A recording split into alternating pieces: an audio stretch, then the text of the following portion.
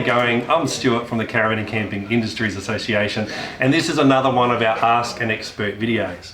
And I'm here at Electric Bug with Anthony. He's certainly an expert when you talk about communications, mapping, radios, all that type of gear. So, and also Anthony, we've got a prize to give away that we'll talk about at the end of the video and how to enter. So, first of all, Anthony, I thought it was best to talk about different communication solutions in different types of situations. Okay, so the first situation is, I'm a caravaner, I don't really explore too far. I go around in the tourism regions around here in South Australia, and I'm staying in parks mostly. So I guess I could take my phone, but is there something else you can suggest that would be a bit more helpful in the parks and if we're kind of exploring a bit off-road with a group of friends? Absolutely. So if you're in a caravan park situation or in a campsite, you want to keep in touch with, I guess, back in the camp, or even if someone walk away and go and explore in bushland surrounding, you can certainly have, say, a small handheld UHF radio. So 1 watt or 2 watts is enough. It's really an entry model, sort of a communication tool. They made it out of plastic, so drop a few times, you might want to be a little bit careful. So, so certainly for around the campsite, 1 or 2 watts is enough. But if you do go a little bit further, or if you're using it for business, so a 5 watt radio, similar to this, is a good tool. So usually a 5 watt radio, they're waterproof, dustproof. They're made of, I guess, a die-cast chassis, so they can withstand a bit more abuse. A bit more rugged. Because the other ones, I think we've got the Caravan and Camping Show. That's correct. And dare I say it, they've suffered a lot of abuse.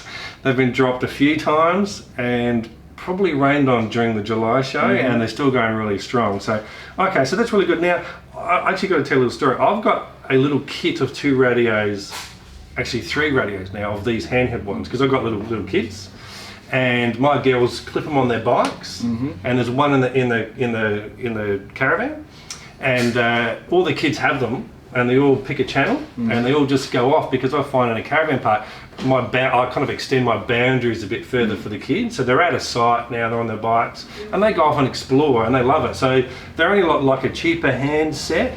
We probably use them 2 or 3 times a year, but they've been working great. But I could see the benefit of getting something a bit more rugged. All right. So with also a bit more rugged type of radios, you can also have filters in them, so that you can, especially for kids, you don't hear all the truckies swearing next door or down the road. Is that part of becoming a kid? You hear a bit of stuff you're not supposed to hear. So we can help you with that to help set up those filters. What I do want to talk about is the different types of antennas as well. So you've talked about some handhelds here. If you had a smaller kid in your car around town, I'm springing this on you.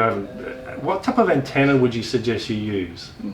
So antennas, many people go for the bull bar type antennas. Oh, that's the bloke that wants the biggest antenna. That's right. It's on there all the time. Like there's the big wobbly. Oh, that's far too small. I want bigger. Yeah. So for us, antennas on the bull bar, well, it's literally the second to worst place you can put an antenna. Okay. So with a performance for your UHF radio for communications, and you want distance, get it up high. It doesn't have to be big, just a small little antenna. That's the one I used to run on mine around town. And I think also when I used to travel out a bit further, used to give me a slightly longer one with a bit of a wind in the middle.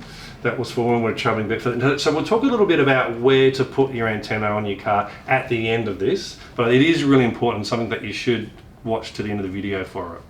So we've covered about the average punter going not very far away in their caravan or their camper trailer. Now we'll go a little bit further away now. So say if I'm going through Port Augusta up to the Pound, or maybe down south, down a road along the way, or maybe the border track, somewhere around there. So you're kind of getting up another step of remoteness, if I call it, or less telephone communications available. So what do you suggest that we have in the car now? Okay. So with telephone communications, pretty much just north of Port Augusta, you start to get a bit patchy in terms of mobile phone coverage. I remember driving to the Pound from Port Augusta. It's in and it's out and it's on and it's not. Yep. Yeah. So for traveling a little bit further away, a UHF radio for in the car is certainly the way to go. That way you can actually talk to people who are, you don't know the phone number for. Yeah. Maybe the truckie in front of you want to overtake, or the four-wheel drive that just went over the sand dune, or even the farmers that's 10 k's away from you, who can help you with maybe helping you with your broken axle or something. Okay. So UHF Radio, they talk to people around you. It's great convenience as well as a little bit of safety. Yeah. So that's the first step for communications when you A travel. little bit further out. All right, so, and the top of antenna, you're a little bit further out, and then so you might put a bigger antenna on there now. You can do, but Is it worthwhile? with the performance, certainly location of the antenna is number one. So we're back to the location again. Not the antenna itself. There's a joke there. It's not the size; it's where you put the antenna. Size always matters. So what would you recommend if you're going that little bit further out again, and you wanted that safety of being able to contact somebody if something goes wrong, or if you just want to contact your kids or your way to tell them that you're safe? What do you recommend then? Yep. If that's the case, then satellite phone is the way to go. So satellite phone doesn't have to be big or cumbersome. So it's tiny. Yeah, exactly. So satellite phone allows you to talk to basically friends and family back at home, call for help, or even if it's for business. So it's very handy. It works anywhere.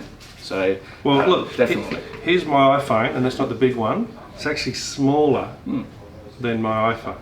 So, and can you send a text message with this? Absolutely, you can send a text message and make Snapchat? calls. Maybe not Snapchat, but there are models that can do social media as well. So Wow, that's Facebook, or amazing. Snapchat. So that certainly can be. Okay. Look, I've got to recommend, if you want to get something like this, or I think you can hire them from you guys as well. Certainly can. Yep. So this is a really good option, I feel, and it gives you, because you can just ring anybody from their phone number. All right, so we've talked about 3 different situations about how far you actually travel out.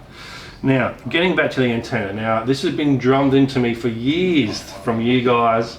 So let's just talk about the antenna. Now, you talked about this big, look at me, I've got a massive antenna that you stick on your bull bar.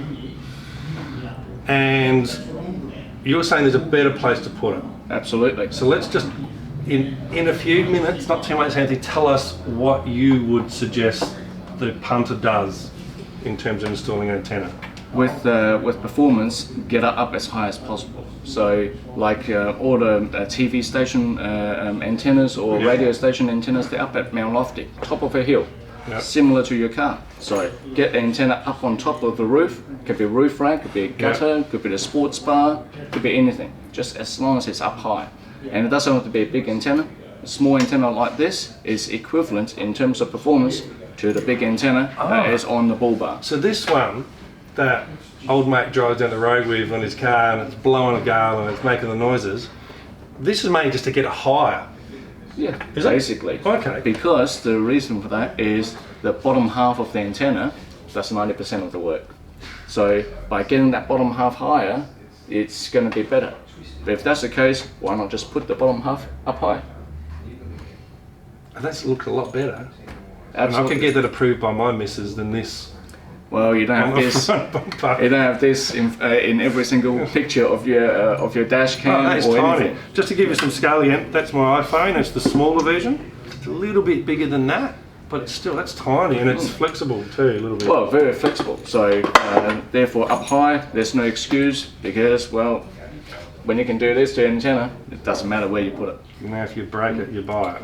You know? Okay, now look, that's just, again, just a bit of an overview of the different communication devices, and we try to put it into perspective of how far you travel. Now we've got a bit of a prize to give away. Sure. So what's the prize, Anthony? Well, because we do want to look after your safety and when you travel, so we are giving away a 1 month worth of satellite phone hire for your prize winner to take away with and use and try. Excellent. So what I want you to do is to keep an eye on our Facebook page, because that's where you'll have to go to enter, and there will also be some details there. So, well, thanks, Anthony, and everybody remember we're at Electric Bug on the corner of South Road and Torrens Road. Next to McDonald's. Next to McDonald's, that's right. Yay. So please remember to come to Electric Bug if you need any advice. They are the experts. Plus also they're a member of the association. So just look out for this logo. And I hope you learned something from this. And thank you very much, Anthony. Awesome, thank you.